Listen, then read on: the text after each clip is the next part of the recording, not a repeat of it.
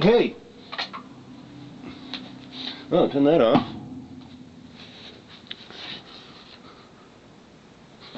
Hey, Vermont history students, hi. Hey, I didn't know you were there.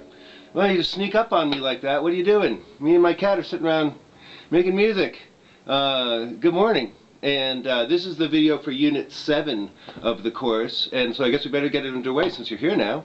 And Unit 7 is a unit that is the pivotal central part of the course. And it's like if you think about the old saying about the Civil War for America being what AD and BC is to the rest of the world.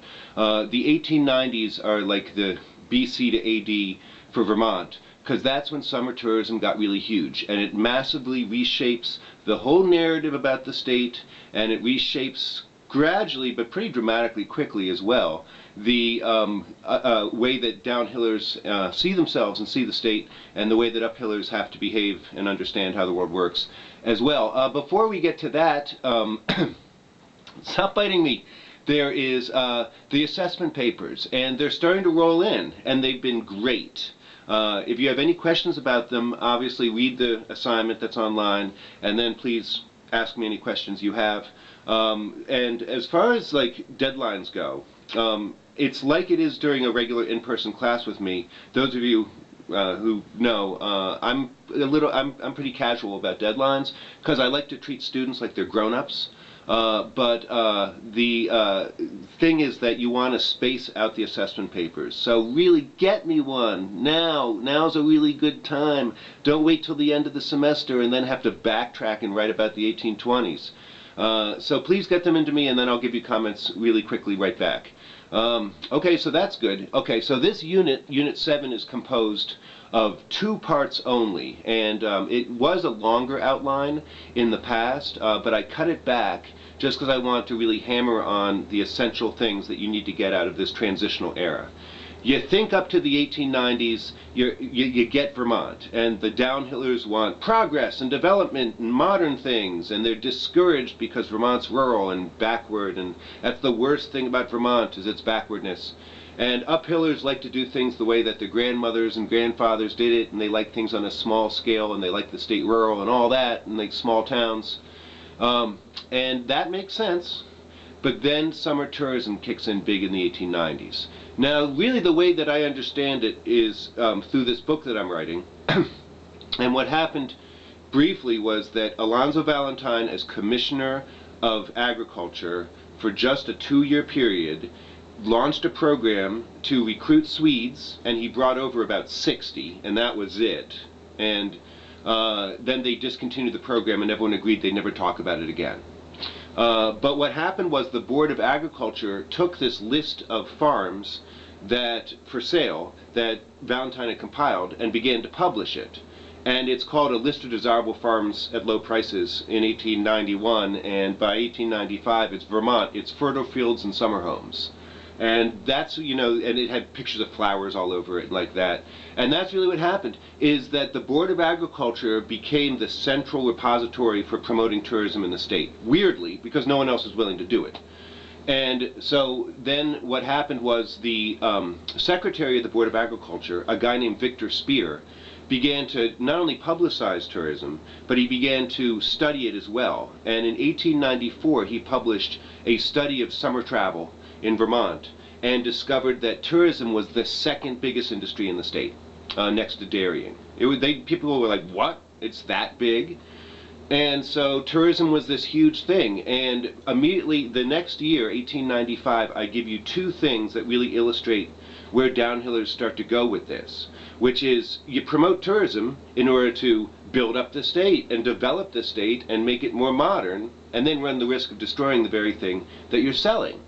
The first one is founded in 1895, was the Vermont Development Association.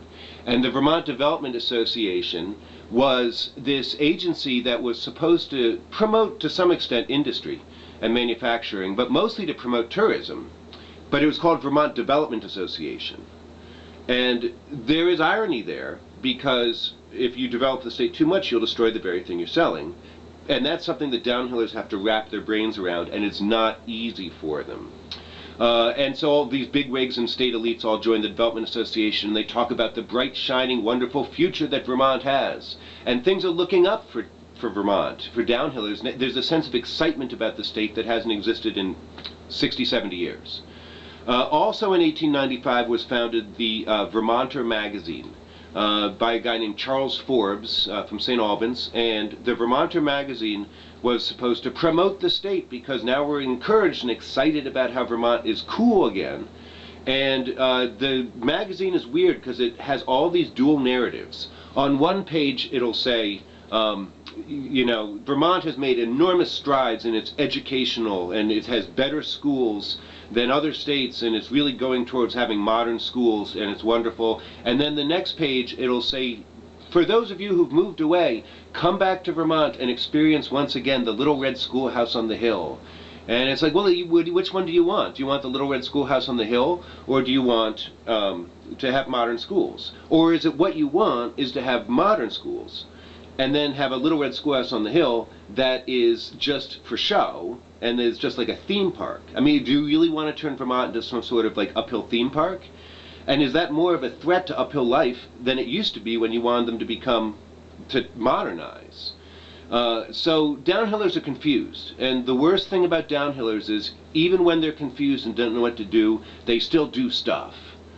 And then they mess things up, and then someone has to come in and fix it. And so then through the late 1890s, there is continuously more and more effort by downhillers to shape uphill life so that it will look like what tourists expect. Because, I mean, on the first hand, Vermont's not just exclusively a pastoral, rural ideal. It has industry. It has child labor, it has dangerous jobs, it has quarrying, it has immigrants, it has strikes, it has all the problems that other places have. And also rural life itself, uphill life, is not ideal. It's not like America was born in the country and moved to the city, but Vermont stayed in the country, and then so it's wonderful that way. Actually, it's like very poor, and it has a high infant mortality rate and low literacy rates, all relative to New England. Roads are lousy, barns aren't painted red like they're supposed to be, and so the state government and private agencies spend a fair amount of time trying to build better roads, give farmers red paint so they could paint their barns red, get that stuff out of your yard, plant shade trees, put in sidewalks, put in electric lights, everything that tourists would want. And gradually what happened was built up was an enormous resentment on the part of uphillers because downhillers were pushing them around. So that led up to the election of 1902. Now that's the second section of this unit. Traditionally, Vermont politics are very placid. They're very orderly. There was a mountain rule, and the governor would alternate every 2 years. After 1870, it went from a 1-year to a 2-year gubernatorial term. In 1878, there would be an east side of the Green Mountains year, and then 1880 would be a west side. And people would decide, well, Redfield Proctor would decide 10 years in advance who would be the governor. They'd get together at the Vermont Dairymen's Association banquet and be like, oh, well, it's Ormsby's turn in 84, and so then in 86, and it was very undemocratic, but it was cool. But then what happened in 1902 was, the expectation was the governor was going to be a guy named William Seward Webb. And Webb was the owner of Shelburne Farms. Shelburne Farms, down in Shelburne, that enormous house. And he came from Vanderbilt money. His wife was a Vanderbilt. And he lived most of the year in New York. And it was a very bad year for someone who was a wealthy New Yorker to run for governor of Vermont. Because uphillers were like, it crystallized everything they hated about the direction Vermont was going in. The state's being taken over by outsiders, and here's this guy, he's not a real Vermonter. And so Webb appeared to be really weak. And so another challenger got into the race, a guy named McCullough from Bennington, who was a lawyer from Delaware who'd married a Vermonter, whose name was Anna Park, and she grew up wealthy. Her father was a trainer Park who owned railroads. But at least he was married to a Vermonter. That makes him more of a Vermonter. No. Uphillers said no. And they were even more mad. So then Redfield Proctor, the owner of Vermont Marble and a senator, got his son Fletcher to run. And he was born in Vermont, but he went to Dartmouth and he's rich. And uphillers aren't happy about him either. And after a little while, William Seward Webb withdrew from the race, saying that everyone doesn't call me a real Vermonter, but I will prove I'm a real Vermonter, etc., etc., and he was gone.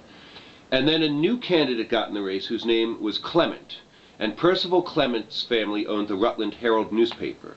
And Clement was a one-issue guy, which was to reverse Vermont's Maine law, that Vermont was a dry state since 1853. Now here's the weird thing about it. In 1853, Vermont had a referendum to abolish the manufacture and sale of alcohol. And downhillers wanted it, and uphillers didn't want it. And then over the course of the next 50 years, in rural communities, a temperance consensus emerged. It makes perfect sense in a small consensual town, homogeneous town. A little drinking when you're a teenager is okay, but everyone knows everyone else's business, and for someone to be beat his wife or lose his farm or whatever is bad. Drinking became in uphill life like the most visual social boundary between who is good and who is bad. And now here come the downhillers, some of them, who say we should reverse and stop prohibition because we want to, number one, it's very unattractive to Catholics, who we need to work in factories, but mostly because rich New Yorkers want to drink Chardonnay on the verandas of fancy hotels. And New York isn't dry, and they go to upstate New York, over on the other side of Lake Champlain, to hotels. So more Catholics, more tourists, uphillers were like, no. And so that turned the 1902 election into a brawl. I mean, it was like a Kansas tornado that came to Vermont, and people couldn't talk about their favorite candidates without getting red in the face, which is very unusual for Vermont politics. But it is all this tension building up over downhillers telling uphillers what to do because of tourism spilled out. Eventually, and to make a long story short, McCulloch won the election and then proposed a referendum, and the referendum was held about reversing prohibition, and what they wanted was local option. Towns on town meeting day could vote if they wanted to be a dry or a wet town. And the map of the Vermont in black and white is up on the web and in the folder. You'll find it. And what you'll see is that by 1904, it was only the big towns, a handful of big towns, that were wet towns, and the overwhelming consensus in small towns was that they would remain dry towns. And so it's like Vermont in black and white. Vermont, and that's what it was like. It was like two different sides of the state in a really big way. But that doesn't mean that downhillers aren't going to have more respect for uphill life. Back in the day, in the Gilded Age and before, downhillers wanted to turn uphillers into downhillers. They wanted to really make uphillers farm a different way and act a different way and look a different way. Now, rural life is a commodity they want to sell. Does that mean that they have more respect for rural life, and are they less of a threat to it than the integrity of it than they were before, or are they even more of a threat? That's what I want you to figure out, and hopefully everything's going good. And so now Suncooked is going to say bye-bye, bye-bye, and I'll wait a minute, so the end of